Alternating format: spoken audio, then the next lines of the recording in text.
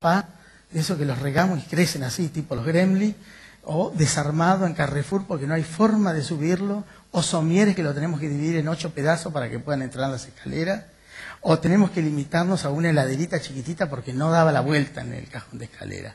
Esto no es responsabilidad del peluquero, ni le podemos echar la culpa a Cristina, a ninguno.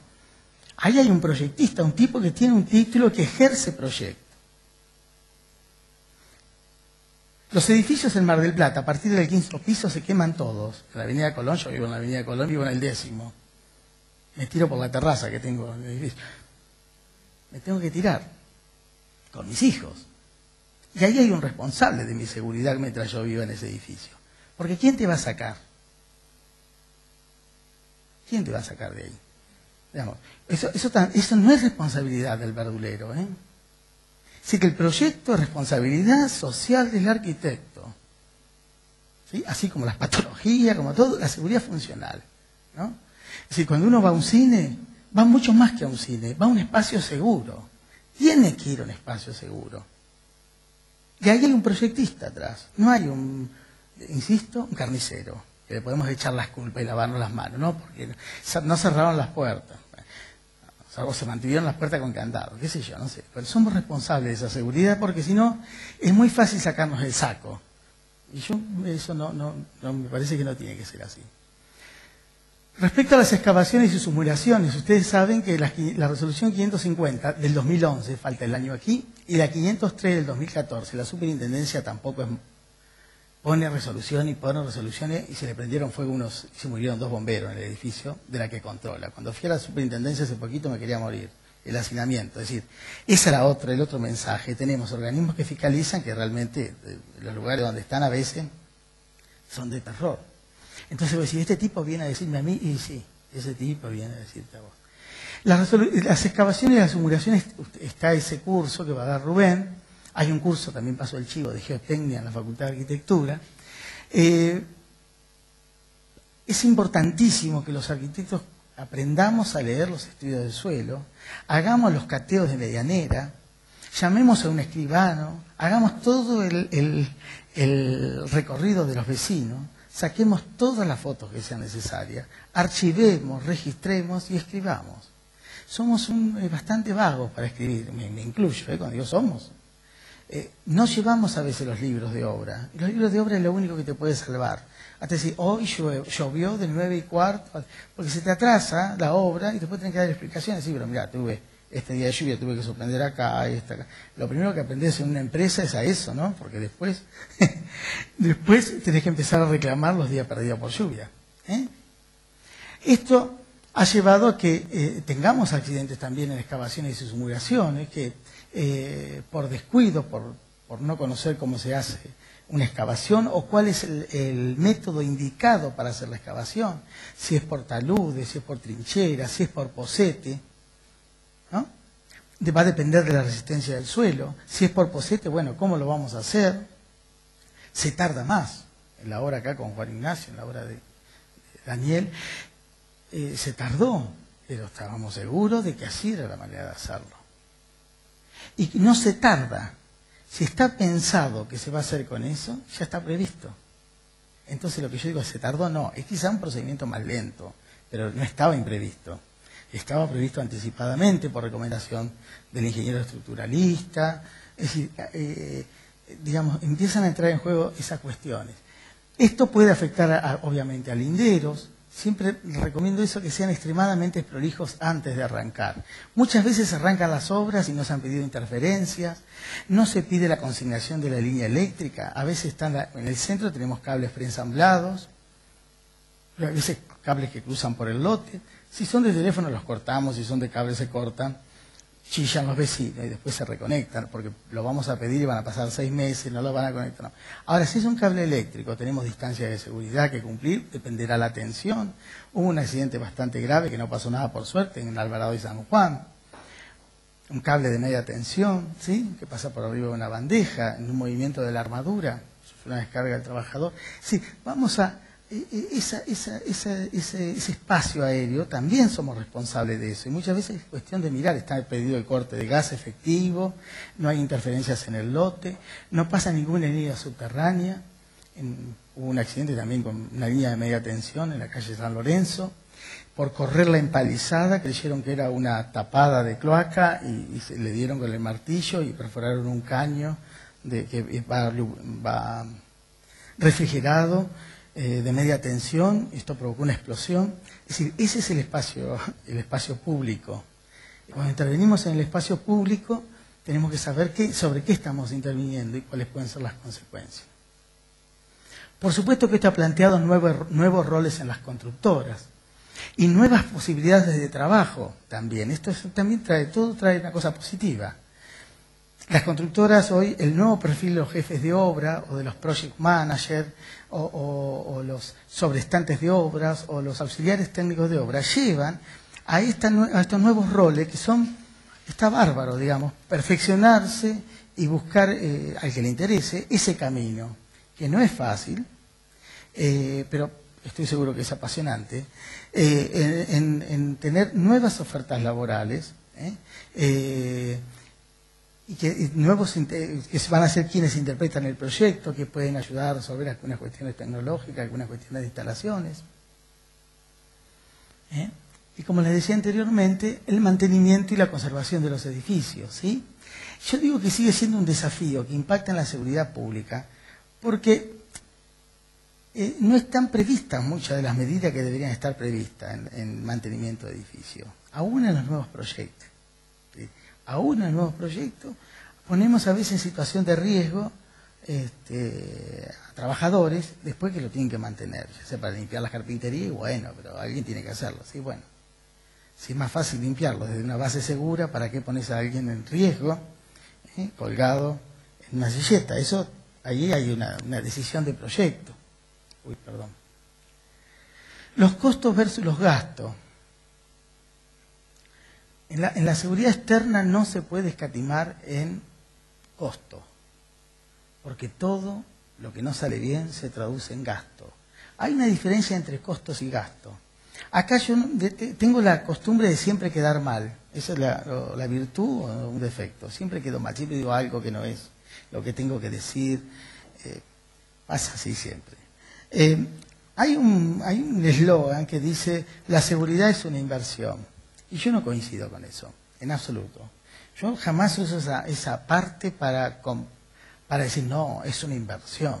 No, no es una inversión. Yo tengo un seguro del auto que está estacionado acá a la vuelta, porque si me lo roban no puedo pagar la reposición de otro auto y me tienen que reponer. ¿Qué inversión? Es un costo que tengo fijo todos los meses y para los cuales tengo que ganar lo suficiente para mantener ese auto. Tengo que tener un seguro contra terceros. ¿Qué inversión? Es un costo. ¿Qué inversión? Yo sé que tengo tanto para esto, tanto para lo otro. Una inversión existe acá, en la dimensión de la administración de riesgos, de cualquier tipo de riesgo, existen dos variables. Una es el riesgo puro y la otra es el riesgo especulativo. En el riesgo puro siempre uno pierde. En el riesgo especulativo uno puede ganar o perder. Por ejemplo, si los invito a tirar unas fichitas a la ruleta, podemos ganar o perder. El riesgo está de perder o el riesgo está de ganar. En cambio, en un accidente laboral siempre se pierde, con lo cual se habla de riesgo puro. Si sucede el hecho, si el hecho se manifiesta en un accidente o en un daño ambiental, lo que vamos a tener es una gran pérdida. Y cuando tenemos pérdida, tenemos gastos. Es muy diferente a tener costos. ¿Sí? Porque está bien, siempre discutimos, las redes con las que envolvemos los edificios, que en algún momento vamos a verlo, son carísimas. Son muy caras. Hay un solo proveedor, tardan en entregártelas. Son muy caras. ¿Cuánto cuesta una vida? Respondeme esa pregunta. No tiene límite. No hay forma. Lo otro sabemos cuánto puede costar. Es parte y aparte, convengamos, que todas las empresas, esos costos son transferidos al que paga la obra. Digamos, no es Esto no son Teresa de Calcuta. Es decir, se amortizan, se pagan y tienen que tener un beneficio. Por supuesto que hay que garantizar para las empresas reglas en la competencia que sean parejas y que sean justas, ¿sí? Y operen sobre el beneficio, no sobre los costos. Entonces me tengo que asegurar de ser clarito en los pliegos y de exigir que se cumplan, pero no poner, a veces yo veo los pliegos y dice, cúmplanse la ley tanto, que la copian, recorte y pegue de algún Word que se encuentren, ¿no? Porque yo sé, más o menos, en un trabajo de investigación que hicimos para Ingeniería del Comahue, leímos fácil, con Marisa, fácil de 150 pliegos para una investigación. Hay cosas que estaban pegadas igual, no coincidían los datos de la obra, no coincidían las leyes ya habían sido derogadas, se ponían leyes que no estaban. Pero ahí abajo le pone y su modificatoria, ¿no? Entonces, pero con eso no le está diciendo nada, porque en realidad es, bueno, pero ¿qué estás pidiendo? ¿Qué querés? ¿Cómo querés que se haga? ¿Querés que se haga desde andamio, desde balancín? Eso es lo que hace falta también a veces en los pliegos para poder presupuestar bien. ¿Sí? Hay algunas situaciones de obra, cuando se están terminando, por ejemplo, ¿no? Que se retiran algunas defensas o se dejan las mínimas, ¿sí? Y también es una cosa que siempre aparece último en la escena, que debería, no sé la manera, pero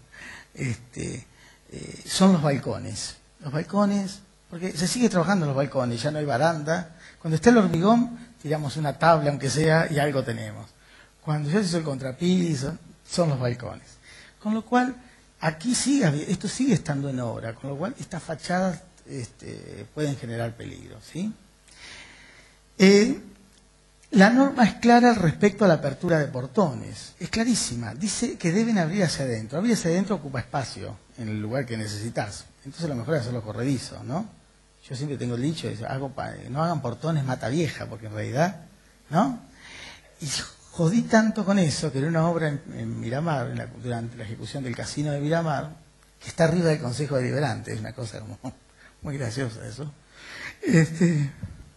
se abrió un portón y le golpeó a una señora. Entonces me dice, ¿vieron? Ahí estaba, listo, sirvió para lección para toda la vida de que esos portones sí mataban vieja o podían matar alguna. Entonces, eso también, estas cuestiones a veces son clave. La tecnología, esto por supuesto es la avenida 9 de Julio, a veces en algunas situaciones también, esto es una bandeja, digamos, de protección peatonal, pero a su vez es un puente grúa, por acá se elevan cargas, los obradores están arriba, bueno, pero es Buenos Aires, bueno, pero acá también tenemos edificios importantes y a veces se hacen con 2 carretillas y 2 tablas. No sé cuál es la escala para poner un poco de inversión. Digamos que todo esto también, por supuesto que está Caputo, ¿no? Que no es cualquier empresa, pero ¿no? A veces, digamos, los directores están expuestos a este tipo de exigencias. Es decir, bueno, pero acá hay que prever el obrador, hay que prever qué hacemos primero, qué hacemos después, cómo ordenamos la excavación, ¿sí? Y eso obviamente que es un costo importante. ¿Cómo voy con el tiempo? ¿Falta? Ah, perfecto. Y así entramos en esta parte, que en realidad voy a presentar esto y hacemos la pausa, así después lo demás no lo cortamos, que es, yo me gusta jugar con las palabras, que en realidad es contexto, pretexto, texto. El contexto es lo que tenemos, es esas imágenes, esas obras o lo que tenemos en la retina. El pretexto es todas las excusas que podemos llegar a poner, pues eso enseguida somos como mandados a ponemos pretexto para todo y hacemos grandes exposiciones respecto a los pretextos. Nos transformamos en grandes oradores de los pretextos, ¿no es cierto? Pero lo cierto es que hay un texto y ese texto debería ser respetado como mínimo. Pero también tenemos incongruencias en los textos. Yo voy a revisar con ustedes las ordenanzas respecto a todo lo que es trabajo en altura, la protección de linderos, a la ordenanza 19.826 y sus modificatorias. Voy a hablar de los vallados, otra cosa que a veces no leemos, de los contenedores y de la señalización. Todas estas cuestiones están normadas, ¿sí? A veces no leemos el Reglamento General de Construcciones, o también las empresas hacen su libre interpretación de eso, ¿no? O sea, tenemos un gran marco, que es el Reglamento General de Construcciones.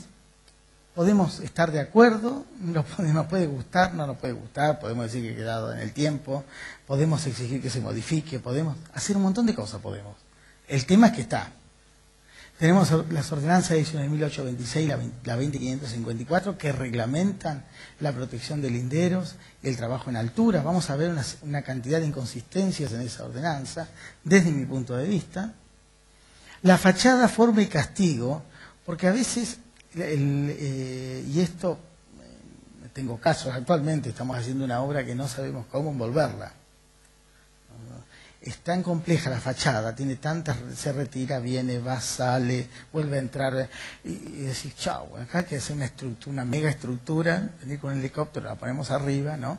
Entonces entran en juego algunas cuestiones que tienen que ver con eso. El tránsito y la seguridad en el espacio público para vehículos y peatones, Acá también tenemos una zona gris, la normativa, respecto al estacionamiento medido. Nosotros hemos tenido varios problemas en la municipalidad, con Dirección de Obras Públicas, con el tránsito, porque yo pedía con la firma del intendente o del secretario de Obras Públicas, de Obras Privadas, que me firme él, no otro, que no firme, que diga que desconoce que la distancia es la primer medida de seguridad ante un peligro o un riesgo. Los frentes de obra deben ser cedidos gratuitamente, porque la distancia, si no los cables de alta tensión andarían a 1 metro. Si los elevamos es porque el primer principio es el alejamiento del peligro. El primer principio de seguridad. Entonces, cuando se desconoce el área disciplinar o el área, digamos, técnica, pero no solamente técnica, sino epistemológica de cómo se construye el concepto, corremos en riesgo de un tipo que aplica solamente la palabra y no alguien que entienda sobre lo que tiene que pasar. Si yo tengo que alejarme, ¿para qué permito estacionar? Solamente para cobrar 10 pesos la hora. Entonces, hay una responsabilidad ahí también, que es la del Estado, y que debe dar una respuesta a eso. Debe estar normado. Hemos pedido varias veces desde el Centro de Constructores, nunca hemos tenido éxito. ¿Hasta dónde? Como vos, si tenés un plan, a nosotros nos exigen un plan de seguridad externa. Si nosotros hacemos un plan de seguridad externa, bueno, necesito los recursos para hacerlo. Si esa obra es importante para la ciudad, o eso es mano de obra, es trabajo, es un montón de cuestiones, bueno, debo garantizar desde el Estado que ese espacio esté cedido también como corresponde, pero no a través de trámite burocrático que pidió el sellado el F1 con el F4 y se me cruza con el F14. No, tiene que ser rápido, en el mismo acto que se aprueban los planos. Nos ha pasado en obras cerca de tribunales, que hasta una abogada, una vez yo saqué fotos del frente, y se me vino una abogada y me decía, qué lástima, así se paraba, ponía la manita, qué lástima, soy abogada. Le digo, sí, es una lástima, porque si hubiera tenido 2 neuronas, hubiera sido médica, ingeniera. Pero en realidad después me sentí pésimo, porque no hay razón para ofender a nadie. Pero en realidad, enseguida encaran diciendo, bueno, soy abogado, tengo esto, Bueno, en el reglamento está que uno puede tomar esa vereda, y no es para estacionar, no es una cuestión caprichosa tomar la calzada. Lo que pasa es que uno se saca a veces. Después le ofrecí disculpas a la señora, pero en un momento así me amenazaba. Digo, bueno, viene burlando, era disfrazado de mujer. Entonces, digo, eso es cotidiano, ¿no? Es decir, los linderos, con las amenazas de los abogados, las cartas documentos, los consorcios, digamos, uno vive contestando todo tipo de cosas, ¿no es cierto? Esto es como, en realidad también ahí es un problema también de las empresas, que a veces no comunican las tareas que van a hacer, ni los equipos que van a instalar. Nosotros, en la ciudad, las obras que se han hecho con grúa, hemos hecho con una obra con grúa en plena calle de Independencia, entre Medianeras, al lado de Tomasini. Interferíamos con los sepelios, la pluma pasa por arriba de la avenida, había carga y descarga de materiales en la vía pública, había todo un trabajo, una operación. Entonces tuvimos que hablar, sentarnos con Tomasini, preguntarle a qué hora eran los sepelios, y me enteré a qué hora sacan el fiambre, lo llevan. Bueno, ¿dónde se amontona la gente que llora, los dolientes y toda esa cuestión? El respeto a eso también, ¿no es cierto? Uno puede decirlo graciosamente, pero el que lo está pasando no tiene nada de gracioso, pero sí entender que había alguien que se estaba afectando y del otro lado un estacionamiento descubierto. Es decir, una obra con una grúa en un lote angosto, con una casa de sepelios y ahí lo que aprendí, un bárbaro, pero también hubo que hacerlos parte de ese proceso, explicarle por qué era necesaria la grúa. Porque la grúa no era caprichosa ahí. La grúa era porque se usó el sistema Prenova 2, que es un sistema de losa sin viga, alivianado, que se levantan grandes paños de malla, que no lo pueden hacer las dos personas con una roldana. De hecho, lo hicieron en una obra y tuvimos un montón de extractor, ¿no? En una obra más bajita. Entonces, la tecnología impone el equipo de obra impacta en la seguridad pública. Por eso les decía, esto de proyecto de ejecución no es solamente una palabra que se dice al azar, cada caso se transforma en particular. ¿Sí? Entonces, la única manera es explicarle de cómo queda la grúa, que es importante que no quede frenada, que tiene que quedar en veleta, que eso va a girar en día de viento, que la carga no va a pasar nunca, porque hay un gruista que es certificado, no lo certificamos nosotros, es un ente que viene de Buenos Aires y tiene le dan un carnet, le dan un curso, le toman una prueba, es decir, él es el responsable del equipo, él es el responsable de detener o no las operaciones, él es el responsable de mover correcta o incorrectamente las cargas. Es decir, esas cosas también hace falta a veces comunicar a los vecinos, ¿no? Me acuerdo con Eduardo Agüero, de sentarnos y hablar y explicarle cómo se va a hacer, por qué se va a hacer, en qué tiempo, cuánto tiempo tarda una llenada, tratar de intervenir lo mínimo, es decir, tratar de hablar, porque cuando uno quita el velo del misterio de lo que está haciendo, es posible que el otro entienda y jugar limpio, no mentir tampoco, porque no tiene sentido decir, no, acá no va a pasar nada y el tipo tiene dándole vuelta a los palos en la cabeza. Es la única manera de que se reduzcan los conflictos posteriores y la única manera también de tomar medidas de seguridad que sean efectivas, ¿sí? Saliendo de la arquitectura, bueno, vale el ejemplo, cuando se hizo en obra pública, me tocó trabajar también durante 3 años en el aliviador de la cuenca del noroeste, ahí la obra se mueve, ¿no? Entonces se pueden caer no solamente personas, autos, sino perros. Y que se cae un auto, bueno, un fierro, se compra. Se cae una persona, bueno, ¿te dolió? No. Se cae un perro, se arma una que no, ¿no? Porque ese es el tendón que no puedes tocar. Que se te caiga la mascota ahí adentro y que le pase algo. Ahora, todo eso, ¿no? Era ir hablando vecino por vecino. Arrancamos en la Florida y terminamos en el barrio Libertad.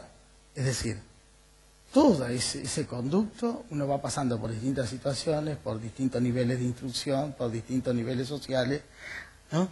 Y para todos tiene que darles una explicación, y la explicación es exactamente la misma. Porque estás afectando su espacio público, ¿sí?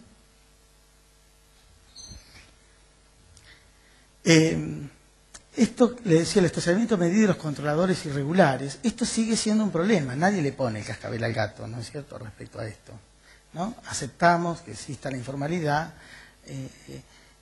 no le terminamos de dar forma, y esto sí afecta a la seguridad de las obras, porque por un auto estacionar, ahí sí se complica la cosa, ¿eh?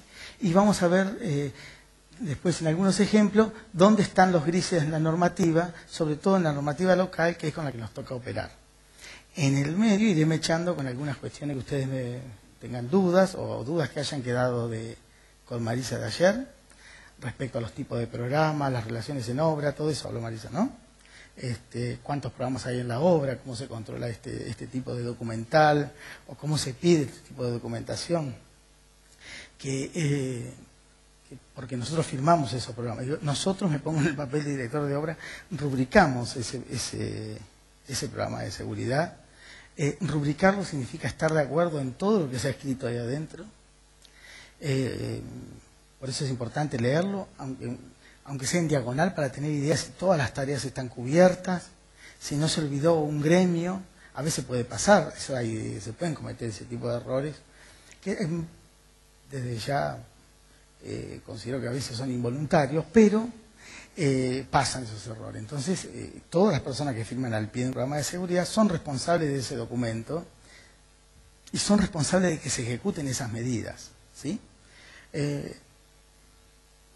Hicimos ahora un nuevo programa de seguridad para una obra nueva de IMASA, con Fernando Miconi y todo el equipo, y lo que hicimos fue un programa de seguridad con los equipos que tiene la empresa, no otros equipos. Es decir, las herramientas eléctricas de determinada marca, vamos a poner Bosch,